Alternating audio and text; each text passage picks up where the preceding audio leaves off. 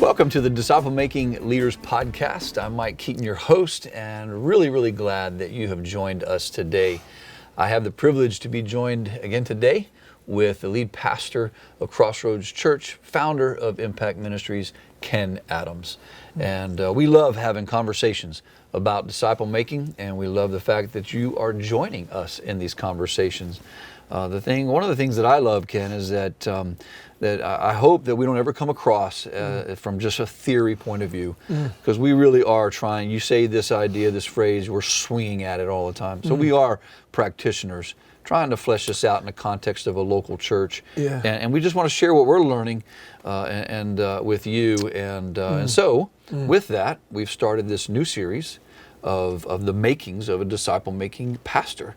And so why don't you speak a little bit to why we're even doing that, and maybe cover some of the ground we've covered and pick us up for today. Thanks, Mike. I would say that, we really do believe that the mission of the church is to make disciples, and if we're not doing that, we're not accomplishing the mission. And so we are very committed to trying to flesh that out. I like the way you said that we are really general practitioners, and what that means is that so I'm not just writing books or doing seminars. I actually lead a church. I actually lead a local church. I do funerals, I do meetings, I do sermons, I do everything that a pastor does. And at the same time, I'm really committed to trying to figure out how to lead that church to become a disciple-making church. So I'm really trying to, for 30 years, I've been trying to figure out what does it mean to be a disciple-making pastor, because the mission of the church is to make disciples. And so to do anything else but that would be inauthentic. It would be like, what are you doing? It would make no sense, right? And so you set it up really well. And so one of the things that we've discovered is that if we look at sometimes the models that we've had, they might fall short of what it means to be a disciple-making pastor. I hate to say it, but sometimes our seminary training, our theological training kind of falls short of that. Does a lot of great things, but sometimes doesn't really teach us much about disciple-making. And so really the thing we have to do is we've got to go back to the life of Christ. We've got to go back, we got to look at what Jesus did. And Jesus gives us a perfect example of how to become a disciple-making pastor. And when you look at the life of Jesus, we keep using this illustration, that this graphic, that Jesus had 6 priorities that were driving his life. There were obviously more things that Jesus was about, but in terms of how he led his movement to become a disciple-making movement, the first thing he did is he just pointed everybody in the right direction. He literally led toward mission. And so if you're a disciple-making pastor, you get everybody going in the right direction, everybody going in the same direction. You lead toward mission. Secondly, you lead yourself. You lead yourself first. You lead yourself in that direction before you lead anybody else. Third thing you do is you lead the organization. You lead the movement.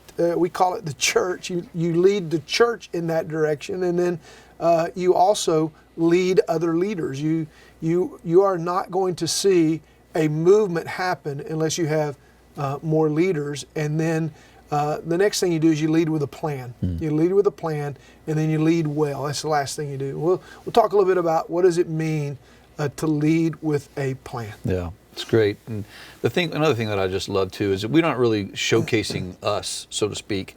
What we are showcasing or trying to put the magnifying glass on is on Jesus. Absolutely. As the model. And so when you think about this priority we're focusing on today, leading with a plan, that's what we want to unpack. And so why don't you dive in on that for us and just kind of explain that some. I want to back up. I want to say I'm so glad you said that, because when all the training and the resources we, at Impact Ministries and at Crossroads, we do have tools that we use, but you know what? the principles are timeless. Man. Right. The principles are timeless. Absolutely. If it comes out of the life of Jesus, it works for everybody. Right. So that's not a specific thing for one Yeah. church. It's beautiful. If it comes out of the life of Christ, it's for everybody. It's amazing. And so, honestly, that's been one of the things that's been really freeing for us, is that when we discovered that we didn't have to figure it out, that we just have to look at Jesus, because Jesus already gives us everything that we need to know. That's so great. So I remember years ago when I heard somebody articulate the life of Christ into disciple making, I realized that I just needed words to describe. And so some of what we do through Impact is we just kind of give it words. You know, Right. a lot of guys are really trying to be, use Jesus style disciple making. They just don't know how to describe it. And so that's what we're trying to do here. That's and great.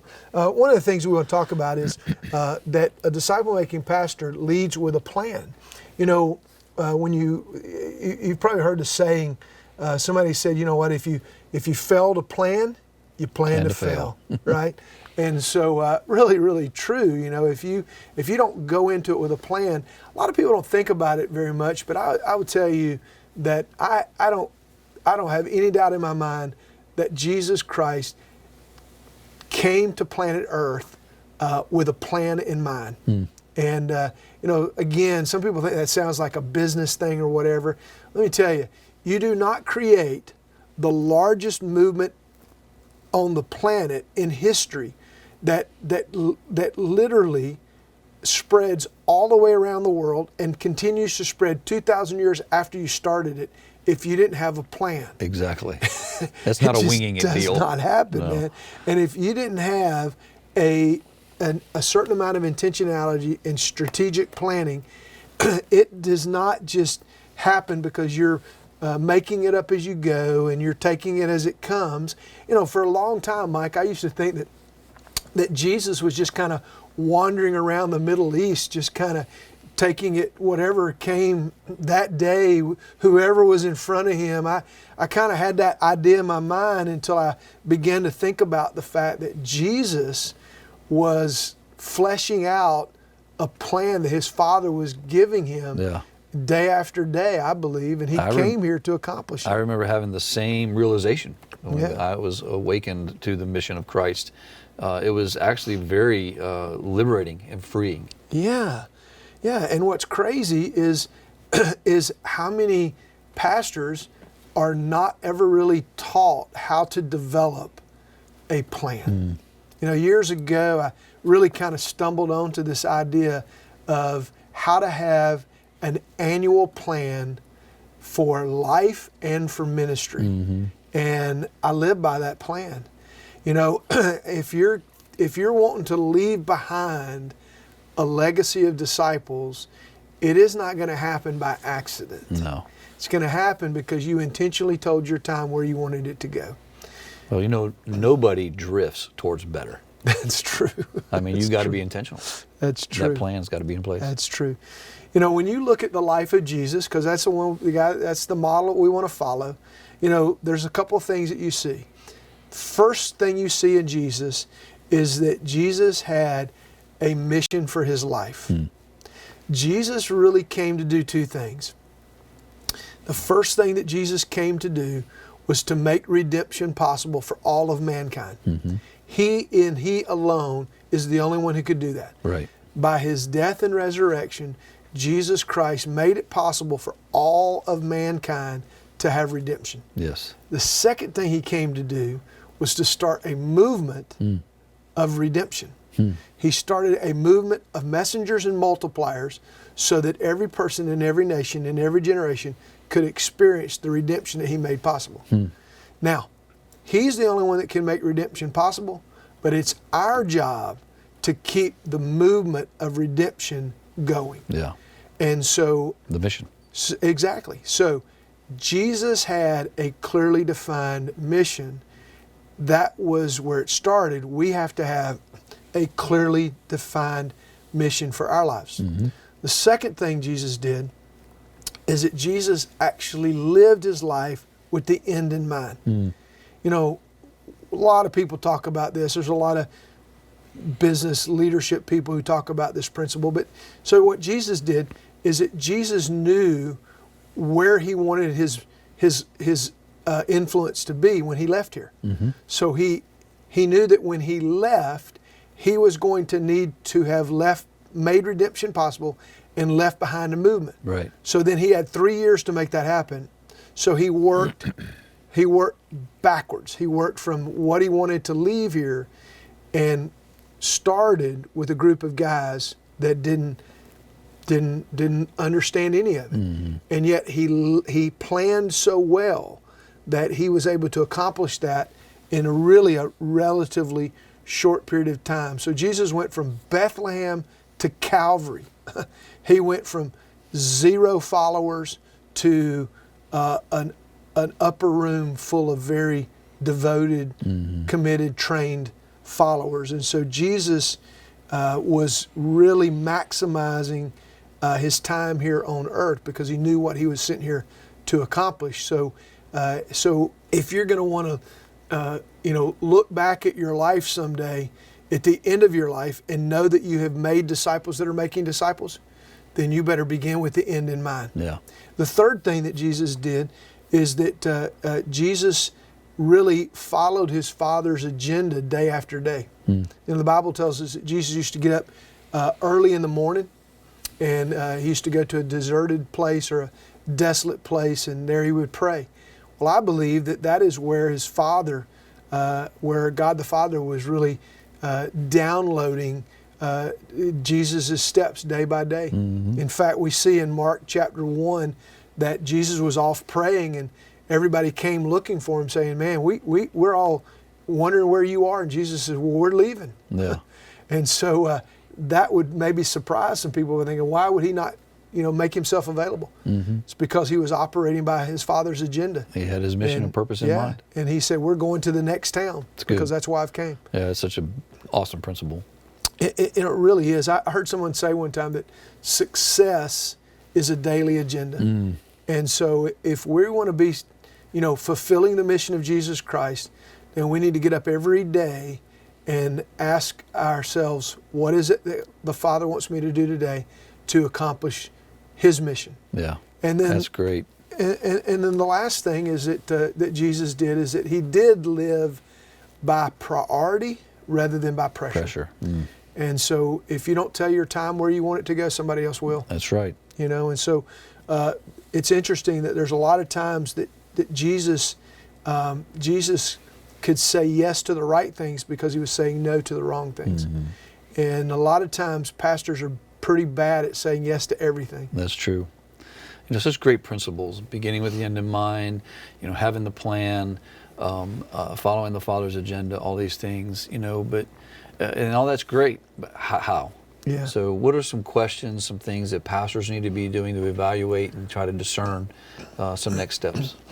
Well, I think one of the questions would be, do you have a mission statement? Yeah. Do you even know, what your personal mission statement is and your ministry statement, And then the second thing is, are you setting aside time to develop a plan? I've made it a practice in my life, in my ministry, to work on an annual plan. Every year, obviously, you sit down, you try to figure out what you want to accomplish in the next 12 months, where you want to be at the end of the year, right. And then you work backwards, and then every month you sit down and determine what your priorities are going to be, so that you're living by priority, not by pressure. So it's not just a once and done thing. You're touching base with that every month. That's right. Yeah. And so, I want it to be that, that I am trying to continue to be a messenger. And so I try to plan every month based on an annual plan of ways in which I can be inviting people to come and see and sharing Christ with people. That's good. Mike, one of the verses that I love, I heard this years ago in 1 John chapter 2, verse 6, it says, whoever says that he abides in him ought to walk in the same way in which he walked. And so, if we walk as Jesus walked, then what we do is we plan like Jesus planned. Yeah, that's good. And Jesus lived his life by a plan. And if we're going to be disciple-making pastors, we need to live our lives by a plan. That's right. So why don't you tell our folks how how we're trying to flesh that out, how we can help them and equip them. Yeah, so one of the things that we've been trying to do is that we've started out of basically the last 3 decades of ministry, we've decided to help pastors become disciple-making pastors. We've started some online equipping groups. We call it the Making of a Disciple-Making Pastor. And so if you go to impactdisciples.com, you can get all the information that you need about how to become a part of one of these equipping groups to become a disciple-making pastor. And so it's a small group of about 6 to 8 guys that come together once a month over a Zoom call, and we just flesh out these 6 priorities of a disciple-making pastor. That's great. Great stuff. We really want to encourage you to take that step and maybe look into getting in one of these groups. What we're doing here, just covering the highlights. You get into this group, you kind of really dive in a little bit more. Like we talked about the plan today, we dive in deeper on that. I'd love to be able to share some of that with you, and love for you to check out the website, reach out to us, and we'll get you set up in one of those groups. Thanks for joining in with us today at the Disciple Making Leaders Podcast. We hope that you have a great day. God bless.